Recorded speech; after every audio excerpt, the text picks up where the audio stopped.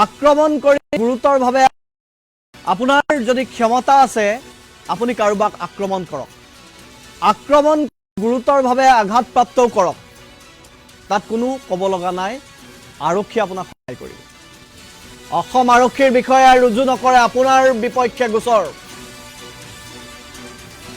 SP কৰিব বিচাৰিছোঁ এগৰাকী, আপুনি সোঁফালৰ যিগৰাকী স্ক্ৰীণত আৰক্ষী বিষয়া দেখিছে তেওঁৰ নাম হৈছে শৰ্মিন্দৰ সিং। এইগৰাকী আৰক্ষী বিষয়াই গোচৰ ৰুজু নকৰে, ইয়াৰ কাৰণ আজি আমি বিচাৰিছোঁ। এখন থানালৈ এগৰাকী মহিলাই নিজৰ প্ৰাপ্যৰ বাবে গৈছিল, মহিলাগৰাকীক আক্ৰমণ কৰা হৈছিল, দুৰ্বৃত্তই আক্ৰমণ কৰিছিল মহিলাগৰাকীক। চাওক মূৰত কেইবাটাও চিলাই পৰিছে মহিলাগৰাকীৰ। কিন্তু যিকেইগৰাকী ব্যক্তিয়ে মহিলাগৰাকীক আক্ৰমণ কৰিছিল তেওঁলোকৰ বিৰুদ্ধে এইগৰাকী আৰক্ষী বিষয়াই গোচৰ ৰুজু কৰা নাই, আজিলৈকে কৰা নাই। সেই গোচৰ ৰুজু নকৰাৰ গুৰুতৰ অভিযোগ উত্থাপন হৈছে। এয়া হুজাই খবৰ আমি দেখুৱাইছোঁ। শৰ্মিন্দৰ সিঙৰ বিৰুদ্ধে গুৰুতৰ অভিযোগ উত্থাপন হৈছে। যিকেইগৰাকী লোকে মহিলাগৰাকীক প্ৰহাৰ কৰিছিল তেওঁলোকৰ পৰা খৰচ উলিয়াই দিয়াৰ ঠিকা লৈছে হেনো এইগৰাকী SI শৰ্মিন্দৰ সিঙে। আমি দেখুৱাইছোঁ চাওক মহিলাগৰাকীৰ মূৰত আঘাতৰ চিন স্পষ্ট, মহিলাগৰাকীৰ মূৰত কেইবাটাও চিলাই পৰিছে আৰু মহিলাগৰাকীক আক্ৰমণ কৰা হৈছে। এই আক্ৰমণকাৰীৰ বিৰুদ্ধে হুজাই থানাত এজাহাৰ দাখিল কৰিবলৈ গৈছিল মহিলাগৰাকী, কিন্তু মহিলাগৰাকীৰ গোচৰ আজিলৈকে এইগৰাকী আৰক্ষী বিষয়াই গ্ৰহণ নকৰিলে, এজাহাৰ ৰেজিষ্টাৰ নকৰিলে। ইয়াৰ কাৰণ নিশ্চিতভাৱে অনুমান আপুনি কৰিব পাৰিছে।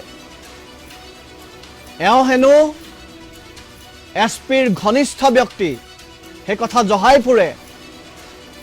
SPৰ বা SPয়ে তেওঁৰ কথা শুনে এনে, কিন্তু থানাৰ আশে পাশে বা থানাৰ লগৰ বা থানাৰ সতীৰ্থসকলক জহাই ফুৰে আৰু SPৰ লগত ভাল হোৱাৰ বাবেই যি মন যায় তাকে কৰিব নেকি এইগৰাকী SI শৰ্মিন্দৰ সিঙে। আমি দেখুৱাইছোঁ হুজাইৰ খবৰ। এতিয়া বিভিন্নজনে প্ৰশ্ন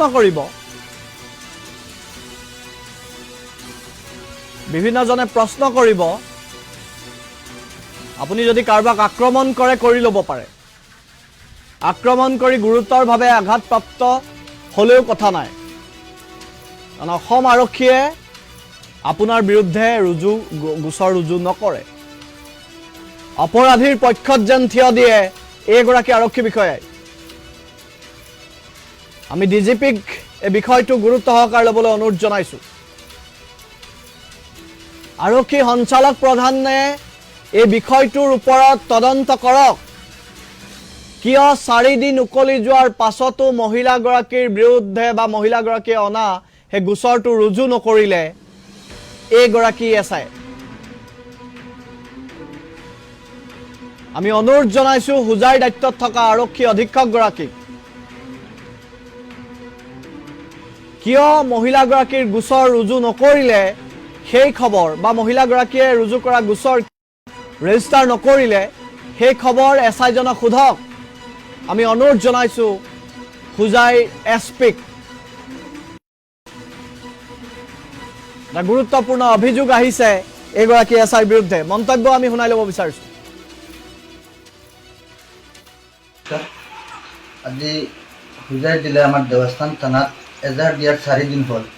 মোৰ বাইটি আৰু বাইটিৰ মাইকীক দাদি কুকুৱাইছে, ইয়াত মাতা পতাইছে, 7টা চিলাই আছে। এতিয়া দেৱস্থানত ছাৰে কেছটো ৰেজিষ্টাৰ কৰা নাই, কৈ আছে এইটো মিলামিলি কৰি লওক।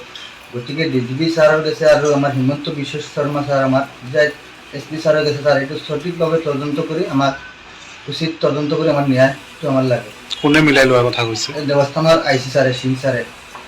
খৰচটো দি দিব কৈছে 20-15-20 টকা এটা লৈ দিব আৰু এইটো মিলামিলি কৰি দিম এনেকুৱা কৈ আছে ছাৰে কাক কৈছে এইটো আমাক কৈছে আৰু মোৰ ছোট বাইটিক কৈছে আপোনাক কৈছে মোক কৈছে ছাৰে এৰ বাদে আইসি ছাৰৰ সন্মুখত মোৰ তাত ভিডিঅ' আছে এই আসামী কেইটা মোক জানে মাৰা চেষ্টা চলাইছিলে থানাৰ ভিতৰত তথাপি ছাৰে সিহঁতক একো কোৱা নাই এৰ পিছত এইটো মেডিকেলত হস্পিটেলতো সিহঁতে মেনেজ কৰি আছে আইসি ছাৰকো মেনেজ কৰি গতিকে দুখীয়া মানুহে আইসি ছাৰৰ পিছলে ন্যায় নাপায় গতিকে ছাৰ এবাৰ তদন্ত কৰক আমাৰ দেৱস্থান থানাত বহুত দুৰ্নীতি চলি আছে দলালি চলি আছে ছাৰ দুখীয়া ফেমিলিৰ মানুহক আমি এজন দুখীয়া ঘৰৰ মানুহ ছাৰ আমি ন্যায় নাপায় নেকি ছাৰ আৰু বড় হাই স্কুলৰ এজন শিক্ষক বাবৰুল চৌধুৰী তাৰ নেতৃত্বত চব চলি আছে ছাৰ গতিকে আমি সকলোৰ গৈছে এইটো বিচাৰ চাইছো আমাৰ এইটো উচিত তদন্ত কৰি ন্যায় কৰিব মোৰ বাইক মোৰ সৰু বাইটিৰ মাইকী হয় পত্নী হয় গতিকে 7টা চিলাই আছিলে হাওৰা দেৱস্থান বাজাৰ হস্পিটেলত আছে তাৰপিছত আমি দুলাপুকৰ লৈ গৈছো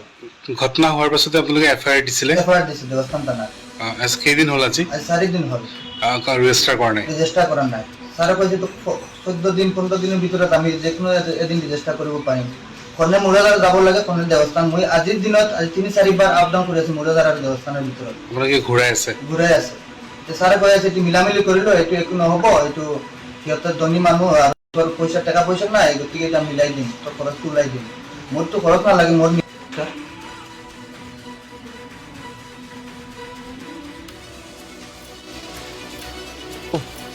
ভুক্তভোগীৰ মন্তব্য শুনালো এই মহিলাগৰাকীৰ পৰিয়ালৰ লোকে এনেকৈ মন্তব্য কৰিছে যে 15-20 হাজাৰ টকা সেই পক্ষটোৰ পৰা উলিয়াই দিব এগৰাকী এছআই মানে এগৰাকী এছআই এতিয়া মধ্যভোগী এগৰাকী এছআই এতিয়া দালাল এই বুলি আমি প্ৰশ্ন কৰিব লাগিব এই বুলি এতিয়া ভাবিব লাগিব কাৰণ গোচৰটো পঞ্জীয়ন কৰা নাই কিয় গোচৰটো পঞ্জীয়ন নকৰি সেই পক্ষটোৰ পৰা বিপক্ষৰ পৰা টকা উলিয়াই দিয়াটোহে গুৰুত্ব সহকাৰে লৈছে এগৰাকী এছআই দেৱস্থানৰ একছত্ৰী সম্ৰাট নেকি এগৰাকী আৰক্ষী বিষয়া আমি প্ৰশ্ন কৰিব বিচাৰিছো নগাঁও হুজাই এছপিক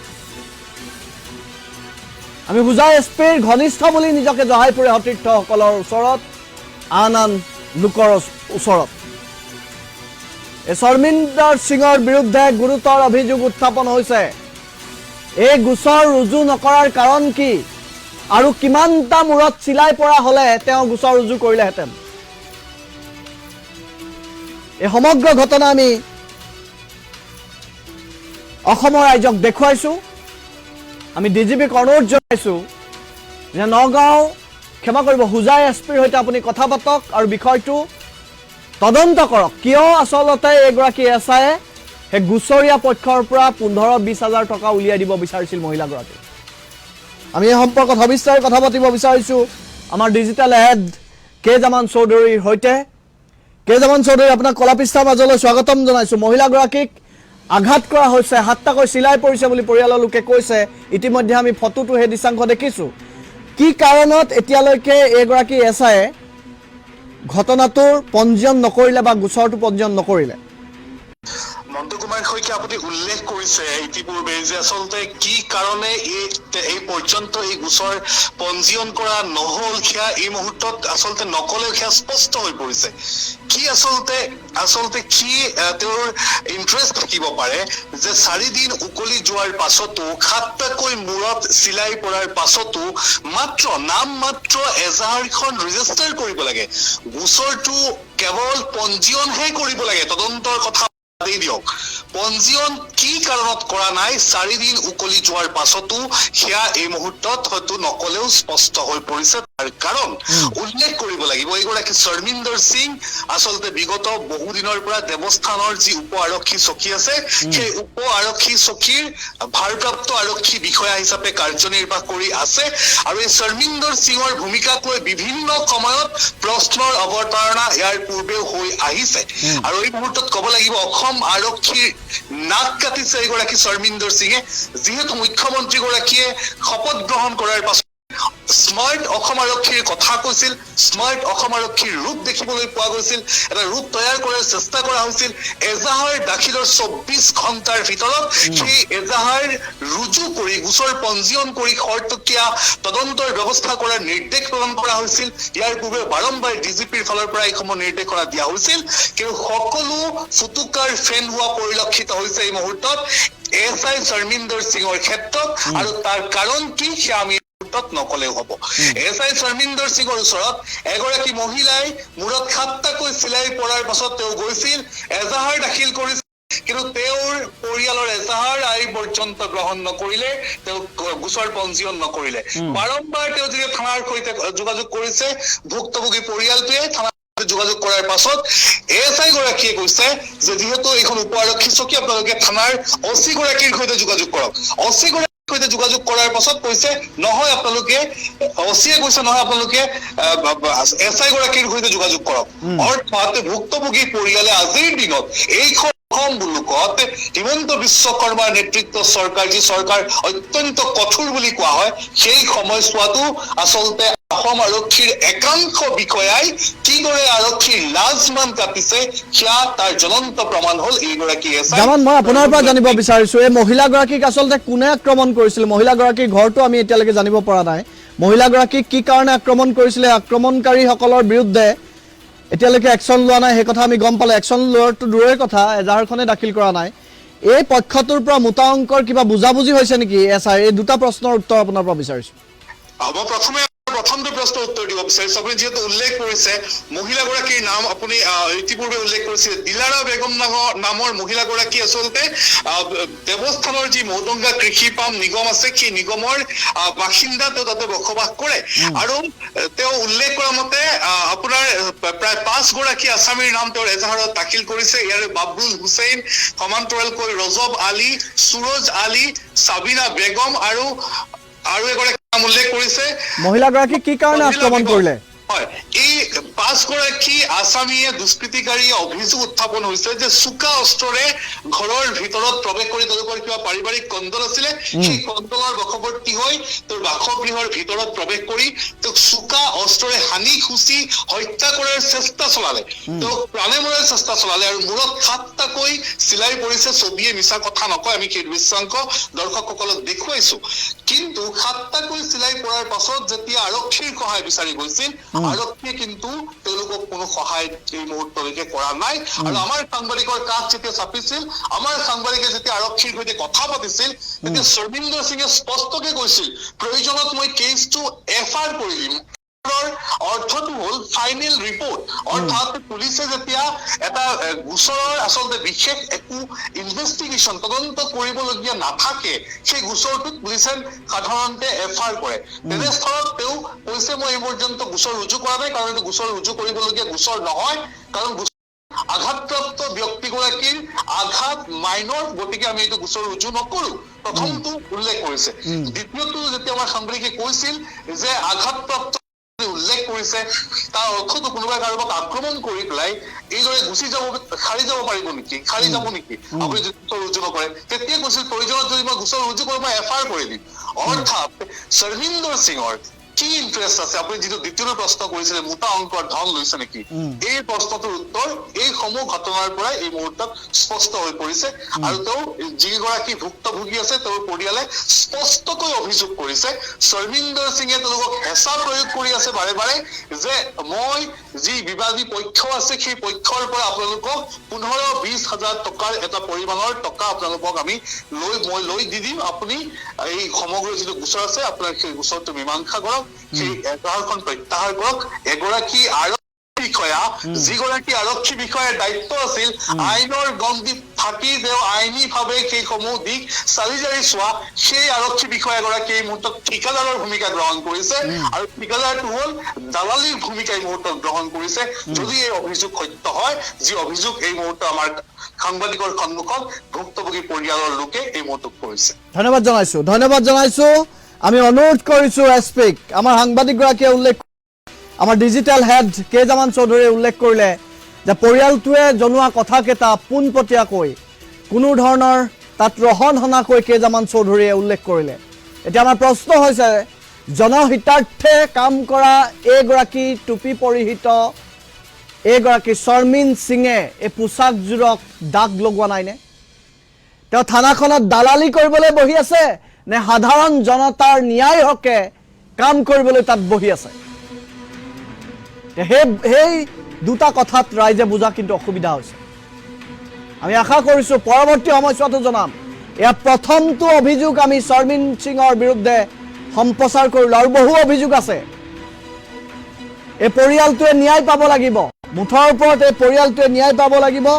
কি কাৰণত মহিলাগৰাকীক আক্ৰমণ কৰিব লগা হ'ল দুষ্কৃতিকাৰীয়ে, এজাহাৰত নাম উল্লেখ কৰা সেই ব্যক্তিকেইগৰাকীয়ে, সেই উত্তৰ ৰাজহুৱা হ'ব লাগিব। সেই কাৰণ আমাৰ সাংবাদিকেও জানিব লাগিব। এগৰাকী শৰ্মিন সিঙৰ কাৰুকাৰ্য চাওক, মন্তব্যটো পুনৰবাৰ শুনাবলৈ অনুৰোধ জনাইছোঁ।